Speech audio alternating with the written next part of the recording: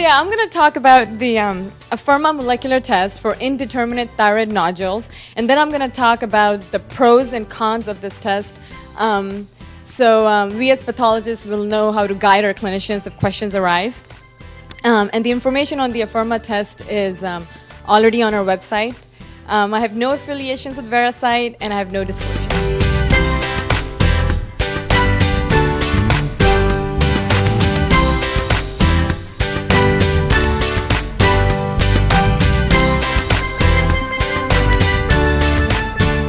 So basically, the developers of this test initially studied the entire human genome's 22,000 genes in order to develop a benign gene expression signature.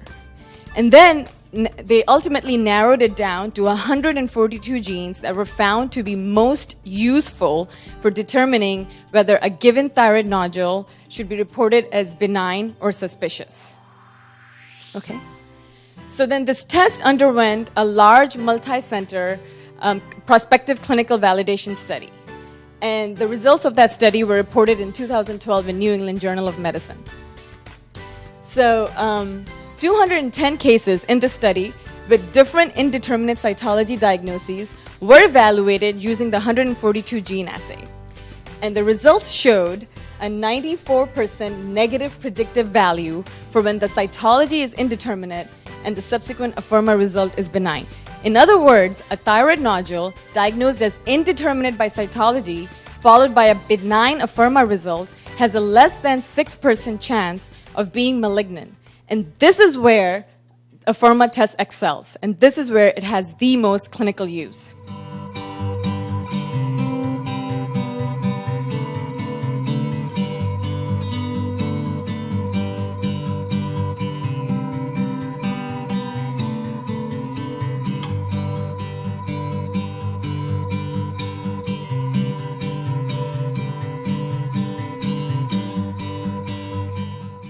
So I compared about 4 different reference labs looking at their product, and I think this is by far the best product.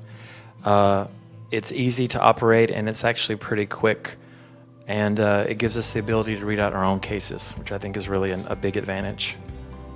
Before we were reliant on FISH, but now Integrated, Clariant, and now PathInc are all offering and preferring DISH. So I think it's another opportunity for labs to do the technical, and we can do the professional interpretation on all of our breast cases. It's also great because you get your entire slide, and you can know that you're scoring invasive, not in situ, not benign.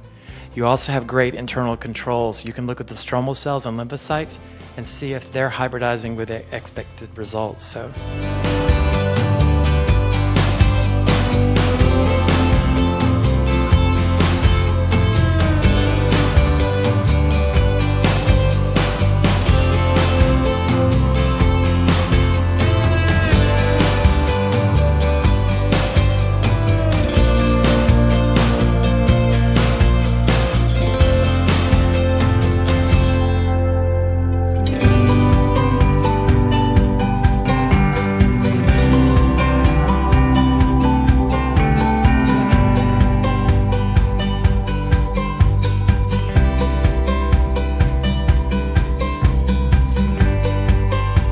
We sort of segued into CME, and we felt that when people go to a meeting and you come back with some significant insight or a really good handout, that we should be sharing those with the rest of the group. Maybe send it as an email to Sharon, and Sharon can group email it to everybody. We also talked about sharing interesting cases, potentially again photographing cases and having a short write-up and sending them to Sharon to share with everybody. And then we also considered that maybe we should make more of a CME opportunity from the advance and pick people who have areas of expertise and have them do sort of a tutorial on their area of expertise. Just 2 of the things that came to light, and there are obviously numerous topics, but I was thinking if Steve Ossie could give a tutorial on derm, it might make his life better. I might send him fewer cases from Portland. I know that at my site we don't have any neuropath anymore, and I would love to see any neuropath that people have, because if I ever do get a neuropath case in the future, I'm going to go, neuropath? I don't remember that. And those were our ideas.